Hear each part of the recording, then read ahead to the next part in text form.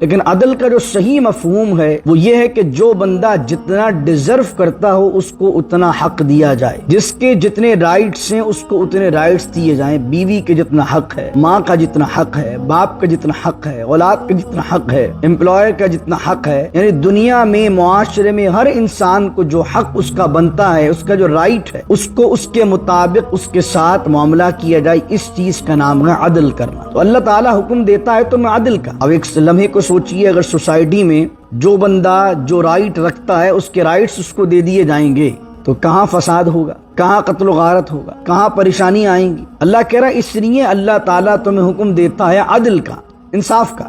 اچھا، انصاف سے بھی، عدل سے بھی ایک بڑا درجہ ہوتا ہے جو اگلا لفظ ہے، ان اللہ یأمر بالعدل والاحسان۔ احسان کیا ہے؟ جو برابری کی سطح پر جو اس کے رائٹس بنتے تھے آپ نے وہ تو دیے لیکن آپ نے کریمانہ صفت کے ساتھ اس پر مہربانی یہ کی کہ اس کے رائٹ سے کچھ زیادہ حقوق اسے دے دیے، یہ احسان ہے۔ اللہ کہہ رہا ہے ایک تو ہے جو ڈیزرو کرتا ہے وہ دیا جائے، یہ ہے عدل، لیکن معاشرے کو اور خوشگوار بنانے کے لیے، لوگوں کے باہمی تعلقات کو اور اچھا کرنے کے لیے اور معاشرے کے اندر ایک پرسکون فضا بنانے کے لیے جہاں عدل کی ضرورت ہے وہ عدل کے ساتھ احسان کی بھی ضرورت ہے کہ آدمی کو آپ کچھ بڑھا کر دے دیں۔ جب فار ایگزامپل ایک آدمی کے 10 روپے بنتے ہیں اور آپ جب اسے 12 روپے دیں گے تو ہمیشہ وہ آپ کا مشکور رہے گا، ہمیشہ آپ کے لیے شکر گزار رہے گا، شاکر رہے گا، متشکر رہے گا۔ تو اس لیے اللہ رب العزت نے یہاں فرمایا احسان بھی کیجیے۔ اگر ان دونوں نسبتوں کو جو مخلوق سے میں نے بیان کی، ان دونوں نسبتوں کو جوڑ دیجئے اللہ کے حقوق کے ساتھ، تو وہاں پر بھی جو صوفیہ معنی بیان کرتے ہیں وہ تو عدل یہ ہے، وَاحْلُلْ عُقْدَةً مِّن لِّسَانِي يَفْقَهُوا قَوْلِي اللهم صل على سيدنا ومولانا محمد معدن الجود والكرم وآله وصحبه وبارك وسلم۔ ان اللہ یأمر بالعدل والإحسان وإیتاء ذی القربى وینہی عن الفحشاء والمنکر والبغی یعظکم لعلکم تذکرون۔ صدق اللہ مولانا العظیم۔ بحمد اللہ تعالی 14th چیپٹر یعنی کہ 14ویں سپارے کے 3 کوارٹر یعنی ثلاثہ مکمل ہو چکا ہے اور آج ہم 4th کوارٹر کا آغاز کر رہے ہیں، یعنی کہ 19واں رکوع ہے 14th چیپٹر کا اور آیت نمبر ہے 9090 اور بہت مشہور آیت کریمہ ہے، ہر جمعے خطبے میں پڑھی جاتی ہے اور ابن مسعود رضی اللہ تعالی عنہما فرماتے ہیں کہ قرآن کریم کی اخلاقی اور معاشرتی اصول دینے کے حوالے سے یہ قرآن کریم کی سب سے جامع آیت ہے۔ یعنی اللہ رب العزت نے ایک معاشرے کو جس طرح اچھا بنایا جا سکتا ہے اور پوری سوسائٹی کو جنت نظیر بنایا جا سکتا ہے، اس کے تمام اصول اللہ نے اس ایک آیت میں بیان فرما دی۔ اتنی جامع آیت ہے۔ جب حضور جان عالم صلی اللہ تعالی علیہ وآلہ وسلم پر یہ آیت نازل ہوئی تو اس وقت بھی مشرکین مکہ جو تھے، مشرکین مکہ جب اس آیت کو انہوں نے سنا تو وہ بھی اس آیت کی تعریف کرنے لگے۔ اب آپ اس آیت کی اہمیت کا اندازہ اس بات سے لگا سکتے ہیں، اللہ کہتا ہے ان اللہ یأمر، بے شک اللہ تعالی یأمر، امر یأمر کا معنی حکم دیتا ہے۔ ان اللہ قال نہیں کہا، ان اللہ یقول نہیں کہا، کہ بے شک اللہ کہتا ہے، کہہ رہا ہے ان اللہ یأمر، بے شک اللہ تعالیٰ تمہیں حکم دیتا ہے کس چیز کا؟ بالعدل، عدل کرنے کا ہر ایک کے ساتھ۔ عدل کیا ہے؟ جس کو ہم اردو میں کہتے ہیں انصاف۔ انصاف کیا چیز ہے؟ ایک تو عدل کا معنی لیا جاتا ہے ایکوالٹی، برابری، برابری بھی عدل کو کہہ سکتے ہیں، لیکن عدل کا جو صحیح مفہوم ہے وہ یہ ہے کہ جو بندہ جتنا ڈیزرو کرتا ہو اس کو اتنا حق دیا جائے، جس کے جتنے رائٹس ہیں اس کو اتنے رائٹس دیے جائیں، بیوی کے جتنا حق ہے، ماں کا جتنا حق ہے، باپ کا جتنا حق ہے، اولاد کا جتنا حق ہے، امپلائر کا جتنا حق ہے، یعنی دنیا میں معاشرے میں ہر انسان کو جو حق اس کا بنتا ہے، اس کا جو رائٹ ہے، اس کو اس کے مطابق اس کے ساتھ معاملہ کیا جائے، اس چیز کا نام ہے عدل کرنا۔ تو اللہ تعالیٰ حکم دیتا ہے تو میں عدل کا۔ اب ایک لمحے کو سوچئے، اگر سوسائٹی میں جو بندہ جو رائٹ رکھتا ہے اس کے رائٹس اس کو دے دیے جائیں گے تو کہاں فساد ہوگا، کہاں قتل و غارت ہوگا، کہاں پریشانی آئیں گی؟ اللہ کہہ رہا ہے اس لیے اللہ تعالیٰ تمہیں حکم دیتا ہے عدل کا، انصاف کا۔ اچھا، انصاف سے بھی، عدل سے بھی ایک بڑا درجہ ہوتا ہے جو اگلا لفظ ہے، ان اللہ یأمر بالعدل والاحسان۔ احسان کیا ہے؟ جو برابری کی سطح پر جو اس کے رائٹس بنتے تھے آپ نے وہ تو دیے، لیکن آپ نے کریمانہ صفت کے ساتھ اس پر مہربانی یہ کی کہ اس کے رائٹ سے کچھ زیادہ حقوق اسے دے دیے، یہ احسان ہے۔ تو اللہ کہہ رہا ہے ایک تو ہے جو ڈیزرو کرتا ہے وہ دیا جائے، یہ ہے عدل، لیکن معاشرے کو اور خوشگوار بنانے کے لیے، لوگوں کے باہمی تعلقات کو اور اچھا کرنے کے لیے، اور معاشرے کے اندر ایک پرسکون فضا بنانے کے لیے جہاں عدل کی ضرورت ہے وہ عدل کے ساتھ احسان کی بھی ضرورت ہے، کہ آدمی کو آپ کچھ بڑھا کر دے دیں۔ جب فار ایگزامپل ایک آدمی کے 10 روپے بنتے ہیں اور آپ جب اسے 12 روپے دیں گے تو ہمیشہ وہ آپ کا مشکور رہے گا، ہمیشہ آپ کے لیے شکر گزار رہے گا، شاکر رہے گا، متشکر رہے گا۔ تو اس لیے اللہ رب العزت نے یہاں فرمائے احسان بھی کیجیے۔ اگر ان دونوں نسبتوں کو جو مخلوق سے میں نے بیان کی، ان دونوں نسبتوں کو جوڑ دیجئے اللہ کے حقوق کے ساتھ، تو وہاں پر بھی جو صوفیہ معنی بیان کرتے ہیں وہ تو عدل یہ ہے کہ اللہ نے جو حقوق اپنے لیے بندے پر لازم کیے ہیں وہ تو پورے ادا کرے، 5 وقت کی نماز پڑھنا، زکوٰۃ ادا کرنا، حج ادا کرنا، جو فرائض ہیں، جو رائٹس ہیں اللہ رب العزت کی ربوبیت کے، وہ پورے ادا کرے۔ اور احسان کیا ہے؟ احسان یہ ہے شریعت کے اندر کہ فرائض کے علاوہ بھی عمل کرے۔ 5 وقت کا نمازی تو ہے لیکن تہجد بھی پڑھے، زکوٰۃ تو دیتا ہے لیکن صدقہ نافلہ بھی دے، لوگوں کے ساتھ خندہ پیشانی سے بھی ملے۔ تو اگر اللہ کے حقوق سے جوڑیں گے تو عدل احسان کا یہ مفہوم ہے، اور مخلوق سے جوڑیں گے تو مخلوق کے اندر عدل ہے اور احسان ہے۔ اب عدل اور احسان آدمی ذہن بنا لیتا ہے کہ میں عدل بھی کروں گا اور احسان بھی کروں گا، یعنی جو جتنا ڈیزرو کرتا ہے اس کے حقوق بھی ادا کروں گا، اور بلکہ نہ صرف حقوق ادا کروں گا بلکہ بڑھا کر انہیں دیا کروں گا ان کے حقوق کو۔ تو اب دینے کی ابتدا کہاں سے کرے یہ بھی اللہ نے تیسرے لفظ میں بیان کر دیا۔ فرمایا اب جب ہر بندہ حقوق نبھانے کی اور حقوق سے زیادہ ادائیگی کرنے کا ذہن بنا لے، وَإِيتَاءِ ذِي الْقُرْبَى، تو سب سے پہلے دینے کا جو درجہ ہے ذی القربہ، سب سے پہلے وہ دینا شروع کرے اپنے قرابت داروں کو۔ قرابت دار کون؟ جو قریب ہوں۔ ذی القربہ مانے جو قریب، یعنی رشتہ دار۔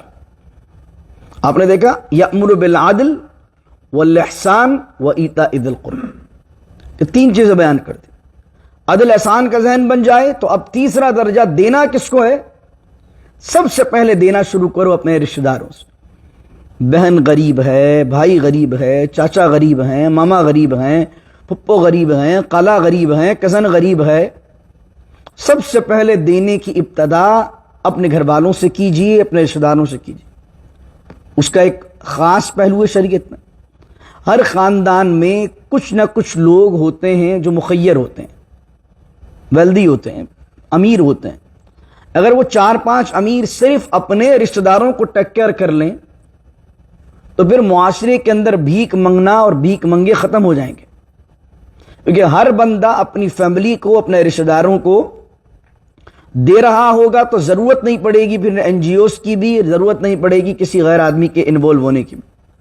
اور پھر اس سے کیا ہوگا کہ رشتہ دار جب دے گا تو پھر رشتہ داری کا بھرم بھی قائم رکھے گا، عزت کا بھرم بھی قائم رکھے گا، اور گھر ہی گھر کے اندر معاملہ نمٹ جائے گا، گلیوں میں غیروں کے اندر بات نہیں آئے گی۔ اور اس کے علاوہ جب ایک رشتہ دار یا 5-6 رشتہ دار امیر ہو جائیں اور وہ دے نہیں اپنے غریب رشتہ داروں کو، تو کیا ہوگا کہ حسد کی جلن جو ہے وہ پیدا ہو جاتی ہے رشتوں کے مابین۔ 2 بھائی امیر، 2 بھائی غریب۔ اب جو 2 بھائی امیر ہیں وہ 2 غریب بھائیوں کو پوچھ نہیں رہے، تو کیا ہوگا کہ ان 2 غریب بھائیوں کے دل میں حسد پیدا ہوگا ان 2 امیر بھائیوں کے لیے، آپس کے اندر رشتہ داریاں ٹوٹیں گی، مسائل پیدا ہوں گے۔ تو شریعت جو بات بیان کرتی ہے اس میں بڑی خیر ہے۔ اللہ کہہ رہے عدل کا حکم دیتا ہے، احسان کا حکم دیتا ہے، ایتاء ذی القربہ کا حکم دیتا ہے، اور میں آپ کو پہلے بیان کر چکا ہوں، رسول کریم صلی اللہ علیہ وسلم نے ارشاد فرمایا، بخاری مسلم کی روایت ہے، حضور جان عالم صلی اللہ علیہ وسلم فرماتے ہیں، تم میں سے جو شخص چاہے کہ اس کی عمر دراز ہو اور تم میں سے جو شخص چاہے کہ اس کا رزق بڑھ جائے، اسے چاہیے کہ اپنے رشتہ داروں کے ساتھ صلہ رحمی کرے۔ میں اس لیے بات یہ کر رہا ہوں کہ آج کل کافی معاشرے میں یہ دیکھا جاتا ہے کہ آدمی غیروں کو بانٹ دیتا ہے لیکن اپنوں کو ڈانٹ دیتا ہے۔ یعنی باہر چیریٹی ساری آپ باہر کر دیں گے لیکن سگا بھائی کو نہیں دیں گے، سگی بہن کو نہیں دیں گے۔ یعنی ویسے چیریٹی سوانے میں ہو رہی ہے، اور جو جائیداد پر جو قبضہ کیا ہوا ہے بہن بھائیوں کی، وہ جائیداد کا حصہ نہیں دیں گے، وراثت نہیں دیں گے ماں باپ۔ تو ایسی چیریٹی نفلی کس کام کی جب آپ کسی کی جائیداد پر حصہ جما کر بیٹھے ہوئے ہوں؟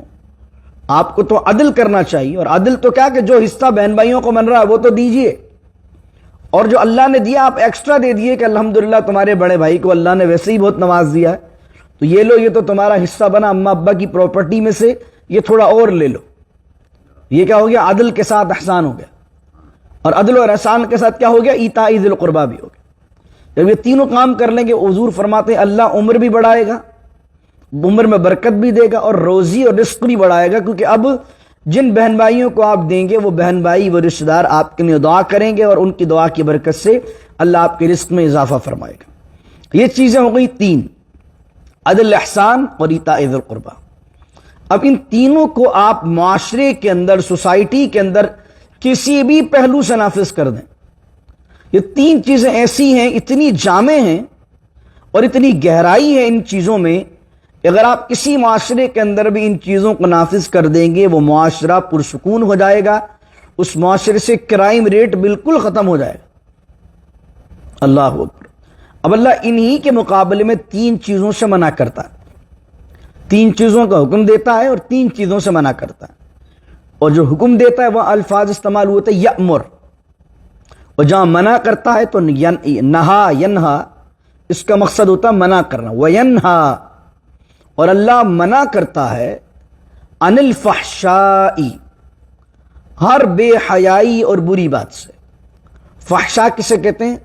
اعلانیہ، کھلم کھلا برائی کرنا۔ برائیاں دوسری بھی ہوتی ہیں لیکن کچھ برائیاں دیدہ دلیری کے ساتھ کی جاتی، زنا کرنا، قوم لوط کا عمل کرنا، جس طریقے سے آج آپ دیکھیں کہ یہ جو LGBT کے معاملات ہو گئے، مرد کا مرد کے ساتھ ریلیشن، عورت کا عورت کے ساتھ ریلیشن، یا شادی شدہ آدمی یا عورت کا کسی دوسرے بندے سے افیئر۔ ایک زمانے کے اندر ان کو عیب تصور کیا جاتا تھا، اور اس کی بات کسی کو پتہ چل جاتی تھی تو لوگ بڑے غلط نگاہ سے دیکھتے تھے، کیسے لوگ ہیں کسی بے حیائی اور بری باتوں میں پڑے ہوئے۔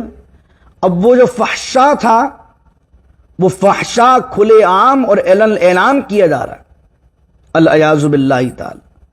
یعنی جس کے 4-5 افیئرز نہ ہوں کسی امیر آدمی کے، تو پھر وہ امیر ہی نہیں ہے۔ یعنی امیری کا ہونا عیاشی کی دلیل بن گیا، العیاذ باللہ تعالی۔ یعنی آپ پیسے والے ہیں، اور آپ اگر اپنی بیوی کے ساتھ اچھا ریلیشن قائم کیے ہوئے ہیں اور آپ کا کوئی افیئر نہیں ہے، تو جو اسٹینڈرڈائز سو کالڈ سوسائٹی وہ کہتے ہیں کیسے آدمی ہو، احمق آدمی ہو تم تو، العیاذ باللہ تعالی۔ آج مرد کا مرد کے ساتھ ریلیشن، عورت کا عورت کے ساتھ ریلیشن، جو ایک کھلی واضح طور پر بے حیائی ہے، وہ اعلان اس کے رائٹس کی بات کی جا رہی ہے، اس پر ڈائلاگ ہو رہے ہیں، اور جناب اس کے حوالے سے کچھ لبرلز جو کہ لبادہ اسلام کا اوڑھتے ہیں، نام ہے مسلمانوں والا، وہ رائٹس کی بات کر رہے ہوتے ہیں۔ تو اللہ تعالیٰ ایسے اعلان، شراب پینا، جوئے کھیلنا، سٹے بازی کرنا، اس کے علاوہ کلبس میں جانا، یہ سارے اعلان کھلم کھلا بے حیائی کے کام۔ اللہ اکبر۔ اللہ فرما رہا وینہا عن الفحشاء، اور اللہ تعالیٰ تمہیں منع کرتا ہے ہر کھلے عام ہونے والی برائی سے۔ والمنکر، منکر کا کیا معنی ہے؟ منکر کا معنی ہے برائی، یعنی وہ جو فطرت کے اندر برائی ہے، وہ تمام چیزیں جو بری چیزیں، کسی کے ساتھ غلط برتاؤ کر دینا، کسی شخص کو مہمان ہے، مسافر ہے، اس کو ٹیک کیئر نہ کرنا، یعنی فطرت جن چیزوں کو پسند نہیں کرتی، آپ کا دل خود گواہی دے کہ یار یہ اچھا عمل نہیں، ٹھیک ہے؟ جیسے فار ایگزامپل ایک آدمی ہے، وہ سوچے کہ بھائی ننگا ہو کے گھوموں میں، تو یہ آپ کی خود عقل کہے گی کہ نہیں یار ننگا ہو کے گھومنا اچھی چیز نہیں ہے. تو فطرت بہت سی چیزوں کی خود گواہی دیتی ہے کہ یہ چیز اچھی نہیں ہے. اس کو علماء نے فرمایا وہ ساری وہ چیزیں منکر ہیں. اور منکر کا ایک لفظ ہے ہر وہ چیز جو کہ معاشرے کے اندر اچھی نہ سمجھی جاتی ہو اس سے بچنا. اللہ کہہ رہا وَيَنْهَى عَنِ الْفَحْشَاءِ وَالْمُنْكَرِ, اور اللہ تعالیٰ تمہیں منع کرتا ہے کھلے عام بے حیائی سے, منکر سے جسے معاشرے میں اچھا نہ سمجھا جاتا ہو. والبغی, بغ کا معنی کیا ہے؟ بغاوت. بغ کا معنی کیا ہے؟ اپنی حد سے باہر نکلنا. حد سے باہر نکلنا معنی زیادتی کرنا, اپنی حد سے زیادتی کرنا. اگر اللہ کے ساتھ ہے تو کفر ہے, یعنی کہ آپ کو اللہ نے ایک شریعت کی لمٹ دی ہے, اس میں رہنا. اب آپ شریعت کی اس لمٹ کو پھلانگ دیں, یہ ہے بغ. اور لوگوں کے ساتھ کیا ہے؟ والبغی, اگر اس کا تعلق لوگوں کے ساتھ جوڑیے تو لوگوں کے ساتھ یہ کہ اپنی حد سے نکل کر کسی پر زیادتی کرنا, کسی پر ظلم کرنا, اور کسی کے ساتھ بھی ظلم و زیادتی والا معاملہ کرنا, یہ بغ ہے. تو اللہ فرما رہا والبغی, اللہ تین چیزوں سے منع کرتا, فحشاء سے, منکر سے, اور بغی سے. اب مجھے بتائیے جس معاشرے میں یہ تین چیزیں ختم ہو جائیں, اور وہ تین چیزیں عدل و احسان اور ایتاء ذی القربی, یہ تین چیزیں آ جائیں اور تین چیزیں ختم ہو جائیں, اس معاشرے کی حسن کا اور اس معاشرے کی خوبصورتی کا آپ اللہ اکبر اندازہ کر سکتے ہیں کہ کیا وہ معاشرہ ہو سکتا ہے. اور اگرچہ ان ممالک میں بھی ان معاشروں کی کوئی مثالی صورت تو نہیں ملتی ہے, لیکن پھر بھی سو کالڈ جو ہمارے اسلامی ممالک ہیں, جن ممالک سے ہم آئے ہیں, یا آپ عرب کنٹریز میں بھی چلے جائیں, وہ عادل نہیں ہے. یعنی کہ ایک لائن بن رہی ہے عربیوں کی اور دوسری لائن بن رہی ہے اجمیوں کی. عربیوں کے ساتھ ایک الگ برتاؤ ہے, اجمیوں کے ساتھ ایک الگ برتاؤ ہے. 25 سال سے ایک بندہ دبئی میں رہ رہا ہے, 25 سال سے ایک بندہ سعودی عرب میں رہ رہا ہے, اس کو 25 سال رہنے کے بعد بھی بنیادی حقوق جو ہیں ایک شہری کے وہ نہیں مل رہے ہیں. تو ان معاشروں کے اندر, یورپ میں, امریکہ میں, اس معاشروں میں یہ جو قرآن بیان کر رہا ہے ایسا مثالی معاشرہ تو نہیں ہے. فحشا تو یہاں پر بھی ہے, منکر تو یہاں پر بھی ہے, اس کے علاوہ بغ تو یہاں پر بھی ہے, لیکن کم از کم جو پہلا درجہ عدل کا, کسی حد تک عدل کا معاملہ ان ممالک کے اندر پایا جاتا ہے. اب آپ دیکھیں کہ صرف ایک چیز پائی جا رہی ہے, عدل. تو اس عدل کی وجہ سے آپ دیکھیں معاشرے کے اندر کتنی بھلائی اور خیر ہے. اور اگر ساری چیزیں اگر اسلامی معاشرہ لے کر آ جائے کسی ملک میں تو بتائیے کتنی خیر آ جائے گی. یہاں پر میں نے جو آپ کو 6 چیزیں بیان کی ہیں, تو یہاں پر بھی احسان, ایتاء ذی القربی, وینہی عن الفحشاء والمنکر والبغی, ان 6 چیزوں میں 5 چیزیں تو اس معاشرے میں بھی نہ ہونے کے برابر ہیں. ایتاء ذی القربی یہاں کہاں ہے؟ نہ ماں باپ اولاد کو 18 سال کے بعد پوچھتے ہیں, نہ 18 سال بعد ماں باپ کو اولاد پوچھتی ہے. تو ایتاء ذی القربی تو یہاں بھی نہیں. فحشا تو یہاں پر بھی ہے, منکر تو یہاں پر بھی ہے, بغی تو یہاں پر بھی ہے. لیکن ایک چیز آپ دیکھیں, صرف ایک چیز جو کسی حد تک اگر ہم تصور کریں تو یورپ امریکہ کے معاشرے میں, وہ کیا ہے؟ عدل ہے. اور اس عدل کی وجہ سے آپ دیکھیں کہ پوری دنیا کے اندر ان ممالک کا ایک گراف اوپر جاتا ہے. تو جن معاشروں میں 100% نہ صحیح, کسی حد تک صرف عدل ہے, تو وہ معاشرے پھر بھی دنیا میں مثالی کہلاتے ہیں. قرآن تو آپ کو ایک چیز کی نہیں کہتا, قرآن کہتا عدل بھی کہتا ہے, احسان بھی کہتا ہے, ایتاء ذی القربی بھی کہتا ہے, فحشاء والمنکر والبغی سے بچنے کی بھی کہتا ہے, اور ہر جمعے کہتا ہے. ہر جمعے جو خطیب ہے وہ یہ پڑھتا ہے, اللہ کہتا ہے یعظکم, اللہ تمہیں واعظ کرتا ہے, اللہ تمہیں نصیحت کرتا ہے. یعظکم کے الفاظ, اللہ تمہیں واعظ کرتا ہے, لعلکم تذکرون, تاکہ تم نصیحت کو حاصل کرو. آیت نمبر 91 ہے, وَأَوْفُوا بِعَهْدِ اللَّهِ, اور پورا کرو اللہ کے عہد کو. اللہ نے عہد کیا لیا ہے؟ اس کی عبادت کرنا, شرک نہ کرنا, اس کے رسولوں کو ماننا, نمازیں پڑھنا, جو جو اللہ نے عہد لیا ہے. وَأَوْفُوا بِعَهْدِ اللَّهِ, اور عہد کو پورا کرو اللہ کے. اذا عاہدتم, جب تم عہد کرو. وَلَا تَنقُضُوا الْأَيْمَانَ بَعْدَ تَوْکِیدِهَا, اور اپنی قسموں کو مضبوط کرنے کے بعد نہ توڑو. مضبوط کرنا کیا ہوتا ہے؟ قسم کو, کہ آپ اللہ کا نام ایڈ کر لیں, اللہ کی قسم کھا لیں. وَقَدْ جَعَلْتُمُ اللَّهَ عَلَيْكُمْ کَفِیلًا, اللہ کہہ رہا مضبوط قسم کرنے کے بعد نہ توڑو، کیونکہ تم نے اس قسم پر بنایا ہے اللہ کو ضامن۔ جب اللہ کا تم نے نام لے لیا تو اب نہ توڑو قسم کو۔ ان اللہ یعلم ما تفعلون، اور بے شک اللہ تعالیٰ جانتا ہے جو تم کر رہے ہو۔ ولا تکونوا کاللتی نقضت غزلها من بعد قوۃ انکاثا، اور دیکھو اس عورت کی طرح نہ ہو جانا کہ جو اپنا سوت مضبوط کاٹنے کے بعد اس کو ٹکڑے ٹکڑے کر دیتی ہے۔ سوت کسے کہتے ہیں؟ روئی یا اون کو چرخے میں چلا کر اس سے دھاگا نکالنا۔ تو ایک روئی اور اون کو پہلے تو چرخے میں لگانا، پھر محنت سے چرخہ چلانا اور چرخے سے پھر دھاگا نکالنا، اور اس کو کاٹنے کے بعد اس کو پھر توڑ دینا۔ تو ایک عورت مکۃ المکرمہ میں مفسرین نے لکھا دیوانی تھی، پاگل تھی۔ تو کیا کرتی؟ وہ دن بھر جو ہے وہ سوت کاٹتی، اور شام میں کیا کرتی کہ شام کے اندر توڑ دیتی۔ تو اللہ تعالیٰ ان لوگوں کو جو اللہ کے نام کی قسم کھاتے ہیں، کسی سے وعدہ کرتے ہیں، کسی سے عہد کرتے ہیں، اور پکی قسم کرنے کے بعد توڑ دیتے ہیں، تو اللہ کہہ رہا وَلَا تَكُونُوا كَالَّتِي نَقَضَتْ غَزْلَهَا مِن بَعْدِ قُوَّةٍ أَنْكَاثًا، اس عورت کی طرح نہ ہو جانا جو مضبوط سوت کاٹنے کے بعد توڑ دیتی ہے۔ یہاں پر غزلہا، غزل کہتے ہیں سوت کو۔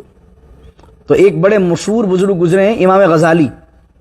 تو امام غزالی کو غزالی اس لیے کہتے ہیں کہ ان کے والد صاحب کا کاروبار جو تھا وہ سوت کا تھا، تو اس وجہ سے انہیں غزالی کہا جاتا۔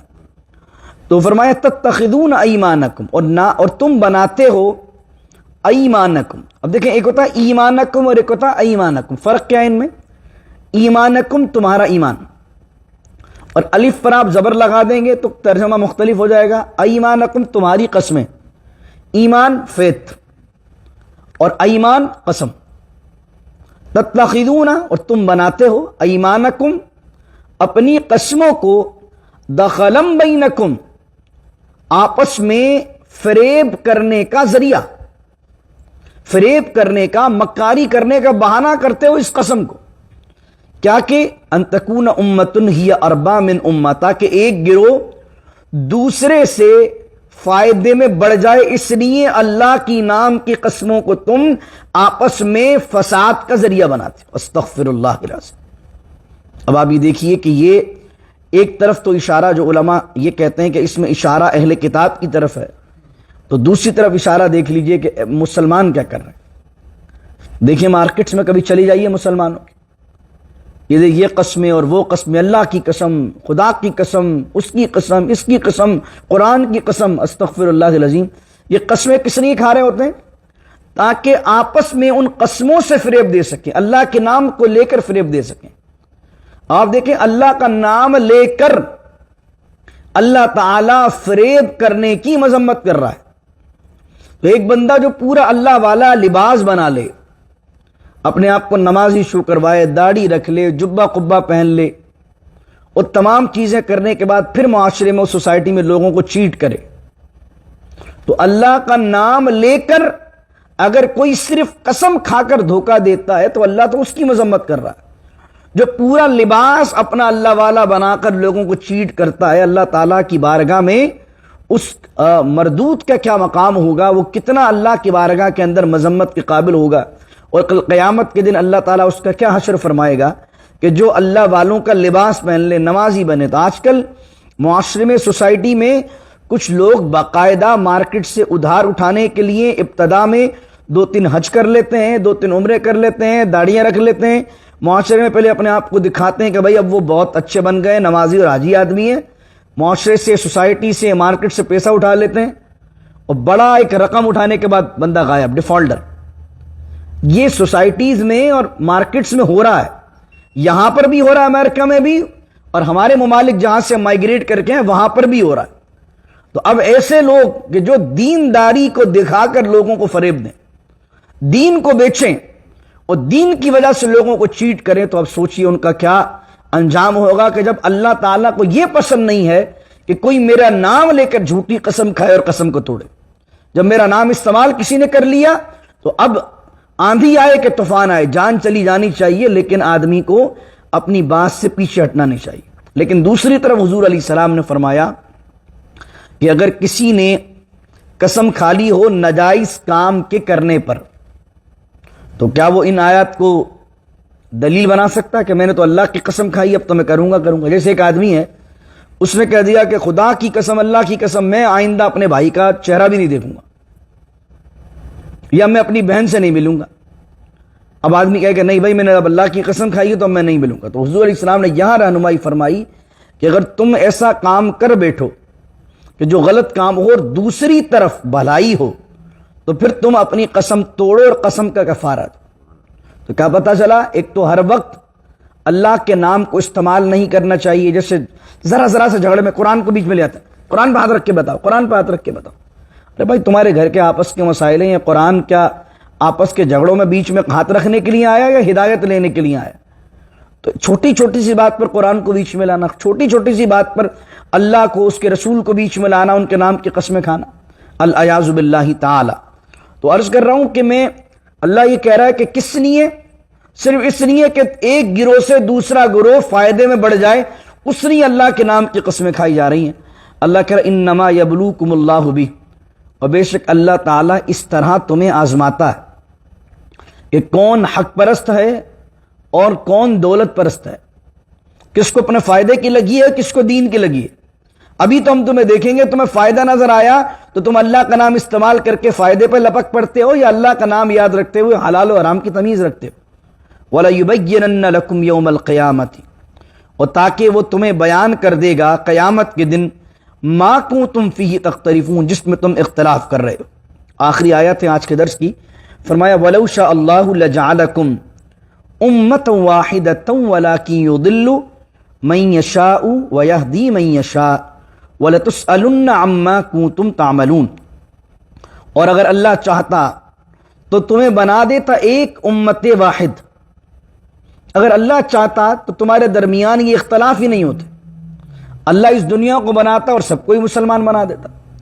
لیکن وَلَكِنْ يُضِلُّ مَن يَشَاءُ وَيَهْدِي مَن يَشَاءُ, اور وہ جسے چاہتا ہے گمراہ کرتا ہے اور جسے چاہتا ہے ہدایت دیتا ہے. اچھا, یشاء کا ترجمہ عمومی طور پر تو یہ کہتے ہیں کہ اللہ جسے چاہتا ہے ہدایت دیتا ہے اور اللہ جسے چاہتا ہے گمراہ کرتا ہے.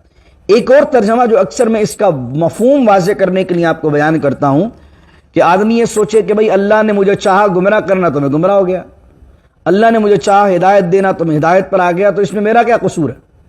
تو یہاں یشاء کا جو ترجمہ ہے وہ بعض اوقات یہ بھی کیا جاتا ہے جو وہ چاہے. وہ کون؟ اللہ نہیں, جو بندہ ہے.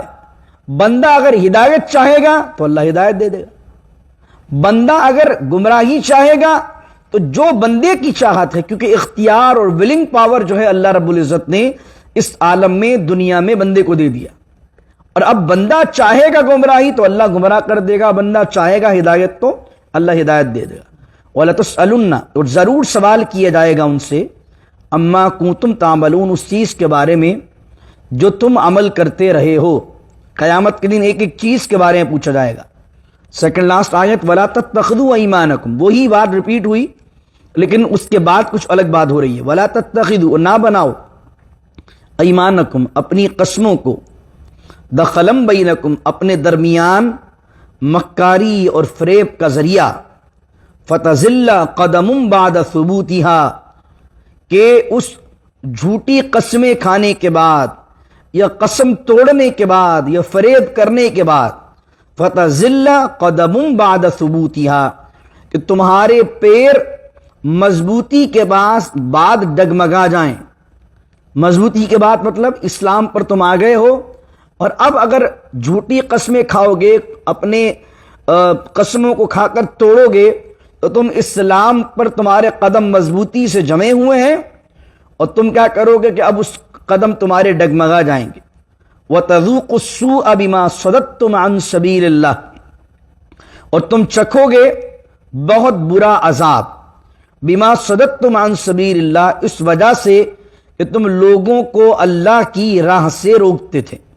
اب اس کا ایک بہت اہم پہلو جو مفسرین نے لکھا ہے اور بہت کمال بات لکھی ہے بِمَا صَدَدتُّمْ عَنْ سَبِيلِ اللَّهِ کی, کہ دیکھیں مسلمان پہچانا جاتا ہے اپنے معاملات سے. اللہ کیا کہہ رہا ہے کہ تمہیں اللہ سخت عذاب دے گا اس وجہ سے کہ تم لوگوں کو روکتے تھے اللہ کی راہ سے۔ ایک آدمی مسلمان ہے اور وہ چیٹ کر لیتا ہے، ایک آدمی مسلمان ہے اور غلط کام کرتا ہے، ایک آدمی مسلمان ہے کہ دھوکہ دیتا ہے۔ تو ایک آدمی جس کے دل میں اسلام کے لیے جاننے کا شوق پیدا ہو اور کوئی مسلمان اس کے ساتھ چیٹ کر دے تو وہ یہ کہے گا کہ یار یہ کیسے دین کے ماننے والے ہیں کہ جن کے پاس نہ دیانت ہے، نہ جن کے پاس کوئی اخلاق ہے، جن کے پاس فراڈ ہی فراڈ ہے۔ تو ایسے لوگ کیا کر رہے ہوتے ہیں؟ یہ لوگ اللہ کی راہ سے روک رہے ہوتے ہیں۔ تو مفسرین نے فرمایا اگر یہ لوگ کسی بندے کے ایمان نہ لانے کا سبب بنیں گے تو اللہ رب العزت ان کو سزا دے گا۔ تو اس لیے آپ اسلام کے ایمبیسڈر ہیں۔ آج دنیا کے اندر معاملات کے لحاظ سے آپ دیکھ لیجئے مسلمان کو نہیں چھوڑتا ہے، العیاذ باللہ تعالی۔ پہلے ایک زمانہ تھا کہ مسلمان کے قول کا اعتبار تھا، مسلمان کی بات کا اعتبار تھا۔ آج بنیے کی بات کا اعتبار ہے، آج گورے کی بات کا اعتبار ہے۔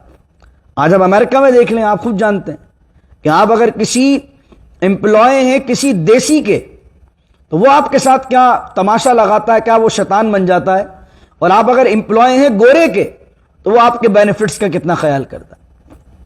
یعنی کانٹریکٹ موجود ہو اور ساری باتیں ہو گئی ہوں اور آپ نے زبان دے دی ہو، مسلمان اپنی زبان کا کتنا پابند ہے اور گورا کافر ہو کر اپنی زبان کا کتنا پابند ہے، العیاذ باللہ تعالی۔ تو اگر کوئی بندہ سچا دین ڈھونڈنے نکلے اور وہ کسی گورے کو اور گورے کے مزاج کو اور اس کی بات کے اپنے قائم رہنے کو دیکھے، اور ایک مسلمان جو اپنے آپ کو نمازی بھی کہہ رہا ہے، حاجی بھی کہہ رہا ہے، اس کی بات کو دیکھے تو بتائیے وہ کس طرف لپکے گا؟ مسلمان کا کردار کیا ایسا ہے کہ ہم اسلام کو ریپریزنٹ کر سکیں؟ العیاذ باللہ تعالی۔ میں نے آپ کو مثال واضح دے دی ہے، آپ خود نے امریکہ میں وقت گزارا، آپ جانتے ہیں ایک دیسی کے پاس اگر آپ کام کریں تو وہ کتنی زیادتی اپنے امپلائی کے ساتھ کرتا ہے اور کتنا زیادہ اس کا جو ہے وہ استحصال کرتا ہے اور کتنا زیادہ اپنی کمٹمنٹ سے پیچھے ہٹتا ہے کہ زبان کچھ دی ہوتی ہے، نہ پیسے وقت میں ملتے ہیں، نہ بینیفٹ ملتا ہے، اور اس کے ساتھ زیادتی در زیادتی ہوتی ہے۔ اور اگر آپ کسی گورے کے امپلائی ہیں تو آپ دیکھیں وہ جو آپ سے اس نے کمٹمنٹ کیا ہے، جو کانٹریکٹ بنایا ہے، وہ اپنی بات پر وہیں کھڑا رہتا ہے۔ اکثر کہیں ہوتا ہوگا کہ گورے بھی مس کمٹمنٹ کرتے ہوں گے، لیکن میں زیادہ تر کیسز کے بارے میں بات کر رہا ہوں۔ تو مجھے بتائیے ایسے مسلمان جنہوں نے اپنی ذات سے اسلام کو بدنام کیا اور کسی کافر کے ایمان نہ لانے کا وہ سبب بنے، تو وہ بھی اس آیت کے تحت مفسرین نے لکھا ذمہ دار ہیں۔ اللہ کہہ رہا وَلَكُمْ عَذَابٌ عَظِيمٌ، ان کے لیے بہت دردناک اور بہت بڑا عذاب ہے۔ وَلَا تَشْتَرُوا بِعَهْدِ اللَّهِ، نہ بیچو اللہ کے عہد کو ثمناً قلیلا، بہت ہلکی قیمت میں۔ اس سے مراد یہ نہیں کہ بڑی قیمت لو، اس سے مراد یہ کہ دنیا کی ساری قیمتیں اور ساری دولت بھی اللہ رب العزت کے عہد کے مقابلے میں تمہیں دے دی جائیں تو وہ تمہیں ساری قیمتیں حقیر لگیں، اللہ کا عہد بلند لگے۔ انما عند اللہ هو خیر لکم، کیوں؟ کیونکہ تم اگر اللہ کے عہد پر ڈٹے رہو گے، اللہ کے دین پر ڈٹے رہو گے، اپنے عہد و پیمان پر ڈٹے رہو گے، تو اللہ کے پاس وہ ہے ہوا خیر لکم جو تمہارے لیے بہتر ہے، ان کنتم تعلمون، اگر تم جانو۔ یعنی اگر تم اپنی بات پر، زبان پر، قول پر، قسم پر کھڑے رہے اور اللہ کے عہد کو جو اللہ سے تم نے کیا ہے یا بندوں سے جو وعدہ کیا، اگر تم اپنی جگہ وہاں کھڑے رہے تو وہ اللہ کہہ رہا ہے اللہ کے پاس وہ ہے خیر لکم جو تمہارے لیے بہتر ہے اگر تم جانو۔ یعنی آخرت میں تو برکتیں دے گا ہی دے گا اللہ، اس دنیا کے اندر بھی تمہیں ایسی جگہ سے معاملات اور برکات عطا فرمائے گا جہاں تمہارا تصور نہیں ہے۔ یہ قرآن کی آیتیں ہمیں جھنجھوڑتی ہیں، ہمیں سمجھاتی ہیں، ہمیں سکھاتی ہیں کہ ہم اپنی زندگی کس طرح گزار رہے ہیں، اور یہ قرآن کی آیتیں ہمیں کھول کر ہماری آنکھیں کھولتی ہیں۔ بعض اوقات کچھ لوگ اپنے آپ کو دیندار سمجھ رہے ہوتے ہیں، صرف داڑیاں رکھ کے، صرف نمازیں پڑھ کے، 4-5 حج کر کے سمجھتے ہیں ہم دیندار ہیں، لیکن اگر وہ ان آیات پر غور کریں تو وہ ان کو صرف یہ نظر آئے گا کہ ایک طرف عبادتیں تو ساری ہو رہی ہیں لیکن جو مخلوق سے تعلقات ہیں، معاملات ہیں، وہاں پر سراسر زیادتی ہو رہی ہے۔